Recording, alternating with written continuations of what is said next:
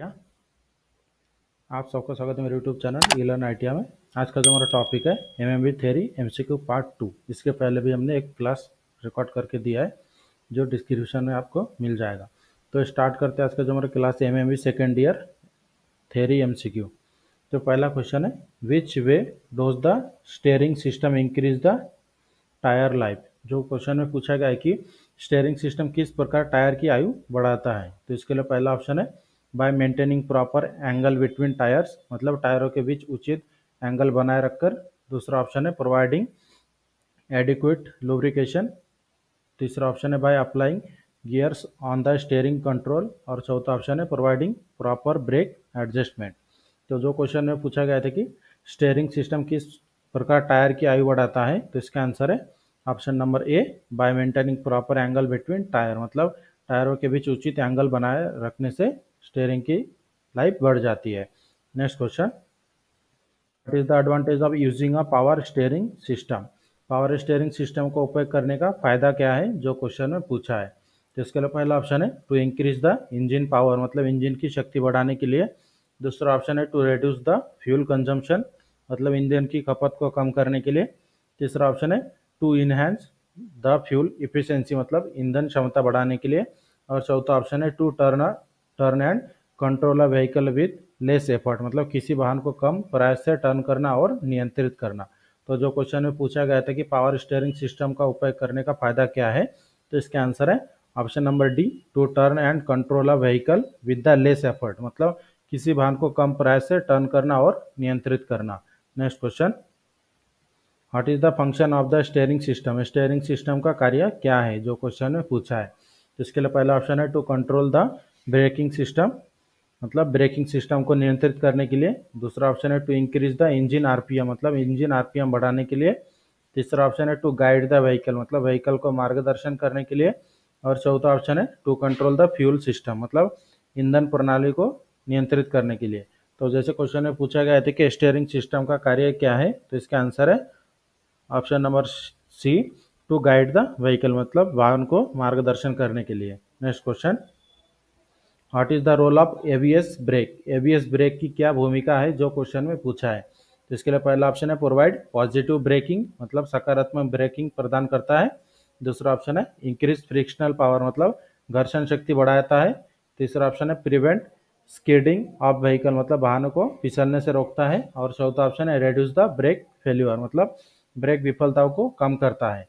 तो जो क्वेश्चन में पूछा गया था कि what is the role of ABS brake, ABS brake की क्या भूमिका है, तो इसका आंसर है option number C prevent skidding of vehicle, मतलब वाहनों को फिसलने से रोकता है। Next question, what is the permitted range of pedal play observe in the heavy vehicle. भारी वाहनों में पैडल बजाने की अनुमति सीमा क्या है, जो क्वेश्चन ने पूछा है। तो इसके लिए पहला ऑप्शन है 6 से 10 mm, दूसरा ऑप्शन है 2 से 4 mm, तीसरा ऑप्शन है 15 से 18 mm, और चौथा ऑप्शन है 16 से 20 mm। तो जैसे क्वेश्चन में पूछा गया था कि भारी वाहनों में पैडल बजाने की अनुमति सीमा क्या है, तो इसका आंसर है ऑप्शन नंबर ये 6 से 10 mm। नेक्स्ट क्वेश्चन, और जो भी हम क्वेश्चन सॉल्व करके देते हैं हर एक क्लास में, इसके पीडीएफ का लिंक भी आपको डिस्क्रिप्शन में मिल जाएगा, या फिर हमारा जो वेबसाइट है www.elearniti.in, इसमें भी जाकर आप पीडीएफ डाउनलोड कर सकते हैं। छठवां नंबर का क्वेश्चन है, विच types of drive line is used in high gears and high speed application. उच्च गियर और उच्च गति कार्य में किस प्रकार की ड्राइव लाइन का उपयोग किया जाता है। तो इसके लिए पहला ऑप्शन है फ्रंट व्हील ड्राइव लाइन, मतलब फ्रंट व्हील ड्राइव लाइन की तरह मदद से। या फिर दूसरा ऑप्शन है रियर व्हील ड्राइव लाइन। तीसरा ऑप्शन है ऑल व्हील ड्राइव लाइन। और चौथा ऑप्शन है सेंट्रल व्हील ड्राइव लाइन। तो जो क्वेश्चन में पूछा गया था कि उच्च गियर और उच्च गति कार्य में किस प्रकार की ड्राइव लाइन का उपयोग किया जाता है, तो इसका आंसर है option number C all wheel gear line. Next question, which types of gear box can be operated even by an unskilled driver. किस प्रकार के गियर बॉक्स को एक अकुशल चालक भी चला सकता है। तो इसके लिए पहला ऑप्शन है सिंक्रोमेश गियर बॉक्स, दूसरा ऑप्शन है स्लाइडिंग मेश गियर बॉक्स, तीसरा ऑप्शन है कॉन्स्टेंट मेश गियर बॉक्स, और चौथा ऑप्शन है compound wheel mesh gear box.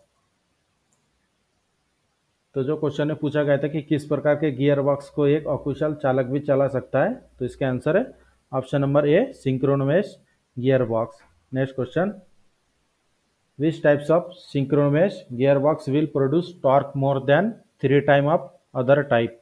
जो क्वेश्चन में पूछा गया है कि किस प्रकार का सिंक्रोनस गियर बॉक्स अन्य प्रकार के मुकाबले 3 गुना अधिक टॉर्क उत्पन्न करता है। तो इसके लिए पहला ऑप्शन है बल्क टाइप, दूसरा ऑप्शन है बल्क रिंग टाइप, तीसरा ऑप्शन है मल्टी एंड डबल कोन और चौथा ऑप्शन है फोर्स टाइप। तो जो क्वेश्चन में पूछा गया था कि किस प्रकार का सिंक्रोनस गियर बॉक्स अन्य प्रकार के मुकाबले 3 गुना अधिक टॉर्क उत्पन्न करता है, तो इसका आंसर है option number C multi and double cone. Next question, which types of synchronous gear box is use for heavy commercial vehicle. भारी कमर्शियल वाहनों के लिए किस प्रकार के सिंक्रोनस गियर बॉक्स का उपयोग किया जाता है। तो इसके लिए पहला ऑप्शन है बल्क टाइप, दूसरा multi and double cone type, तीसरा ऑप्शन है बल्क रिंग टाइप और चौथा ऑप्शन है फोर्स टाइप। तो जो क्वेश्चन है पूछा गया था कि भारी कमर्शियल वाहनों के लिए किस प्रकार के सिंक्रोनस गियर बॉक्स का उपयोग किया जाता है, तो इसका आंसर है option number B multi and double cone type. Next question, which types of gear will not produce axial thrust but it neutralize the axial thrust। जैसे क्वेश्चन में पूछा गया है कि किस प्रकार का गियर एक्सियल थ्रस्ट उत्पन्न नहीं करता है लेकिन यह एक्सियल थ्रस्ट को निष्क्रिय कर देता है। तो इसके लिए पहला ऑप्शन है विवेल गियर, दूसरा हेरिकबोन गियर, तीसरा स्पर गियर और चौथा ऑप्शन है वर्म गियर। तो जो क्वेश्चन में पूछा गया था कि किस प्रकार का गियर एक्सियल थ्रस्ट उत्पन्न नहीं करता है लेकिन यह एक्सियल थ्रस्ट को निष्क्रिय कर देता है, तो इसका आंसर है option number B herringbone gear. Next question, which gear will produce clicking noise during teeth contact. तो इसके लिए पहला ऑप्शन है स्पर गियर, दूसरा बीवल गियर, तीसरा ऑप्शन है हेलिकल गियर और चौथा ऑप्शन है वर्म गियर। तो जो क्वेश्चन है पूछा गया था कि which gear will produce clicking noise during teeth contact, मतलब कौन से गियर के बीच में आवाज़ कम आता है। इसका जो सही आंसर है option number A spur gear. Next question, which part connect the propeller shaft, मतलब जो क्वेश्चन में पूछा गया कि प्रोपेलर शाफ्ट को कौन सा भाग जोड़ता है। तो इसके लिए पहला ऑप्शन है क्लच शाफ्ट एंड फ्लाईव्हील, दूसरा ऑप्शन है gear box and final drive, तीसरा ऑप्शन है cam shaft and clutch shaft और चौथा ऑप्शन है crank shaft and final drive. तो जो क्वेश्चन में पूछा गया था कि प्रोपेलर शाफ्ट को कौन सा भाग जोड़ता है, तो इसका आंसर है option number B gear box and final drive. Next question, which part provide flexible connection and permit smooth transfer of torque from gear box to the rear axle. तो जैसे क्वेश्चन में पूछा गया है कि कौन सा भाग लचीला कनेक्शन प्रदान करता है और गियर बॉक्स से रियर एक्सेल तक टॉर्क के सुचारू हस्तांतरण की अनुमति देता है। तो इसके लिए पहला ऑप्शन है यूनिवर्सल जॉइंट, दूसरा फ्लाईव्हील, तीसरा हाफ शाफ्ट और चौथा ऑप्शन है क्लच शाफ्ट। तो जैसे क्वेश्चन में पूछा गया था कि कौन सा भाग लचीला कनेक्शन प्रदान करता है और गियर बॉक्स से रियर एक्सेल तक टॉर्क से सुचारू हस्तांतरण की अनुमति देता है, तो इसका आंसर है option number A universal joint. Next question, what is the necessity of square cut seals. जो क्वेश्चन में पूछा गया कि what is the necessity of square cut seal, square cut seal का नेसेसिटी क्या है। तो इसके लिए पहला ऑप्शन है प्रिवेंट फ्यूल लीकेज, मतलब स्क्वायर कट सील की जो पहला ऑप्शन है फ्यूल लीकेज को प्रिवेंट करता है, दूसरा ऑप्शन है prevent the seal rolling in groove, मतलब सील को खांचे में रोलिंग से रोकता है, तीसरा ऑप्शन है प्रोवाइड कशनिंग इफेक्ट, मतलब कुशनिंग प्रभाव प्रदान करता है और चौथा ऑप्शन है क्लच शाफ्ट। तो जो क्वेश्चन में पूछा गया था कि what is the necessity of square cut seal, तो इसका आंसर है option number B prevent the seal rolling in groove, मतलब सील को खांचे में रोलिंग से रोकता है। Next question, what is the possible reason for gear slip, gear slip का संभावित कारण क्या है। तो इसके लिए पहला ऑप्शन है wrong selection gear shift lever, मतलब गलत चयन गियर शिफ्ट लीवर का, दूसरा ऑप्शन है excessive end float of gear, मतलब गियर का अत्यधिक अंत फ्लोट और चौथा तीसरा ऑप्शन है रॉन्ग क्लच एंगेजमेंट, मतलब गलत क्लच एंगेजमेंट और चौथा ऑप्शन है वार्म आउट क्लच प्लेट। तो जैसे क्वेश्चन में पूछा गया था कि गियर स्लिप का संभावित कारण क्या है, तो इसका आंसर है option number B excessive end float of gear, मतलब गियर का अत्यधिक end float. Next question, what is the reason for gear lock in one gear position, एक गियर स्थिति में गियर लॉक होने का कारण क्या है। तो इसके लिए पहला ऑप्शन है सिंक्रोनाइज वार्म आउट, मतलब सिंक्रोनाइज खराब हो गया है, दूसरा ऑप्शन है गियर टीथ वार्म आउट, मतलब गियर के दांते घिस गए हैं, या फिर तीसरा ऑप्शन है सिंक्रोनाइज यूनिट स्टॉक, मतलब सिंक्रोनाइज इकाई अटक गई है, या फिर चौथा ऑप्शन है इनडेक्वेट लुब्रिकेशन मतलब अपर्याप्त लुब्रिकेशन की वजह से। तो जो क्वेश्चन में पूछा गया था कि एक गियर स्थिति में गियर लॉक होने का कारण क्या है, तो इसके आंसर है option number C, synchronising unit stuck मतलब सिंक्रोनाइजिंग इकाई अटक जाने की वजह से। Next question, how to rectify the hard gear shifting, hard gear shifting को कैसे ठीक किया जा सकता है। तो इसके लिए पहला ऑप्शन है लुब्रिकेट एंड यूनिट मतलब इकाई को लुब्रिकेशन करने से। दूसरा ऑप्शन है चेक एंड रिलाइन मतलब जांचें और पुनः संरेखित करें।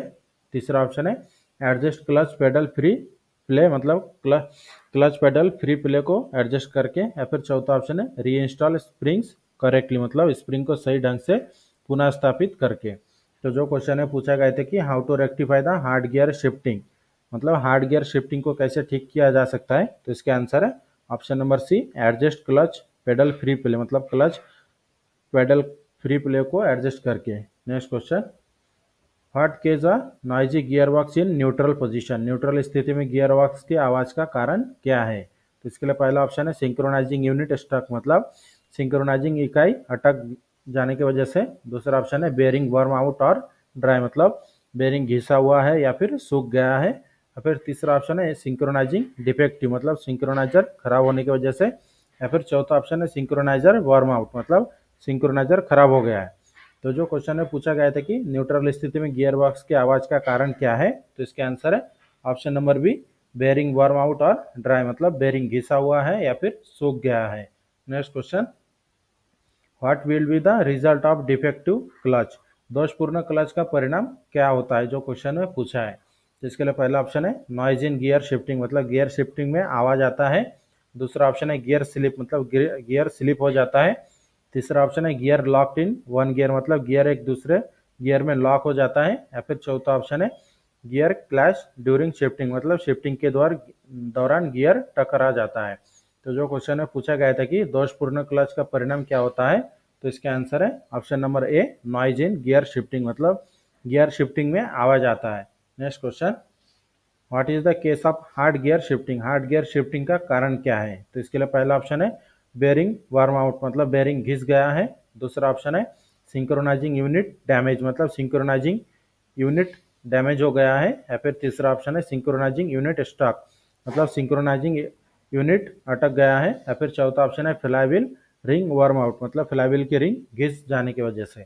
तो जो क्वेश्चन में पूछा गया था कि हार्ड गियर शिफ्टिंग का कारण क्या है, तो इसका आंसर है option number B, synchronising unit damage मतलब सिंक्रोनाइजिंग यूनिट डैमेज होने की वजह से। Next question, which types of gear box eliminated the defect of gear wheels moving on the shaft to match with each other. तो जो question में पूछा गया है कि किस प्रकार का गियर बॉक्स शाफ्ट पर घूमने वाले गियर व्हील के एक दूसरे से जुड़ने के दोष को दूर करता है। तो इसके लिए पहला ऑप्शन है स्लाइडिंग मेश गियर बॉक्स, दूसरा सिंक्रो मेश गियर बॉक्स, तीसरा कांस्टेंट मेश गियर बॉक्स और चौथा ऑप्शन है compound wheel mesh gear box. तो जो क्वेश्चन है पूछा गया था कि किस प्रकार का गियर बॉक्स शाफ्ट पर घूमने वाले गियर व्हील के एक दूसरे से जुड़ने के दोष को दूर करता है, तो इसका आंसर है option number B, synchromesh gear box. Next question, why synchromesh action needed in gearbox, gearbox में सिंक्रोमेश क्रिया की आवश्यकता क्यों होती है। इसके लिए पहला ऑप्शन है provide noise in gear shifting मतलब गियर शिफ्टिंग में आवाज प्रदान करने के लिए। दूसरा ऑप्शन है prevent questioning effect during gear shifting मतलब गियर शिफ्टिंग के दौरान क्वेश्चनिंग प्रभाव को रोकने के लिए।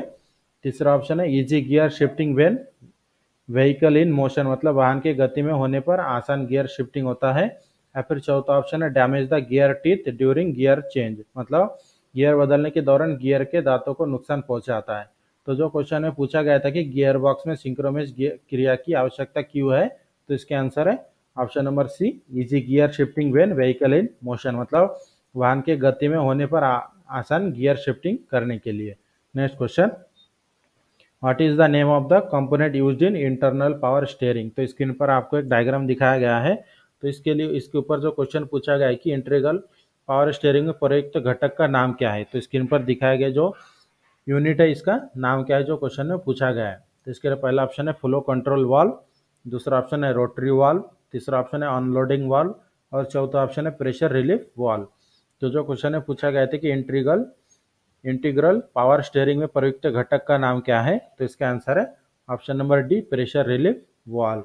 Next question, what is the name of the part mark x in the interval power steering in neutral condition? तो जो क्वेश्चन में पूछा गया है कि न्यूट्रल स्थिति में इंटीग्रल पावर स्टीयरिंग में एक्स के रूप में चिन्हित भाग का नाम क्या है। मतलब इसमें जो आपको डायग्राम दिखाया गया है इंटरवल पावर स्टीयरिंग का, तो इसमें जो एक्स के रूप में जो पार्ट दिखाया गया है इस पार्ट का नाम क्या है?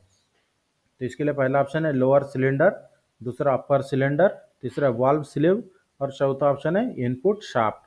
तो जो क्वेश्चन में पूछा गया था कि न्यूट्रल स्थिति में इंटीग्रल पावर स्टीयरिंग में एक्स के रूप में चिन्हित भाग का नाम क्या है? तो इसका आंसर है option number D, input shaft. Next question, what is the types of lip spring? तो स्क्रीन पर आपको एक लिप स्प्रिंग का डायग्राम दिखाया गया है, तो ये कौन से प्रकार का लिप स्प्रिंग है जो क्वेश्चन में पूछा है? तो इसके लिए पहला ऑप्शन है क्वार्टर इलिप्टिकल स्प्रिंग, दूसरा ऑप्शन है ट्रांसवर्स स्प्रिंग, तीसरा ऑप्शन है सेमी इलिप्टिकल स्प्रिंग और चौथा ऑप्शन है फुल्ली इलिप्टिकल स्प्रिंग। तो जैसे क्वेश्चन में पूछा गया था कि डायग्राम में दिखाया गया लिप स्प्रिंग का टाइप कौन सा है, तो इसका जो है सही आंसर है option number B, transverse spring. इस तरह से आज के क्लास में हमने आपको इम्पॉर्टेंट 25 क्वेश्चन सॉल्व करके दिया है, और जो भी हमने क्वेश्चन सॉल्व किया इसके पूरे क्वेश्चन के पीडीएफ का लिंक आपको डिस्क्रिप्शन पे मिल जाएगा, वहाँ से आप डाउनलोड कर सकते हैं, या फिर हमारा जो वेबसाइट है www.elearniti.in, इसमें भी जाकर आप पीडीएफ डाउनलोड कर सकते हैं। और वीडियो अच्छे लगे तो हमारे चैनल को सब्सक्राइब करें, शेयर करें और लाइक करना ना भूलें।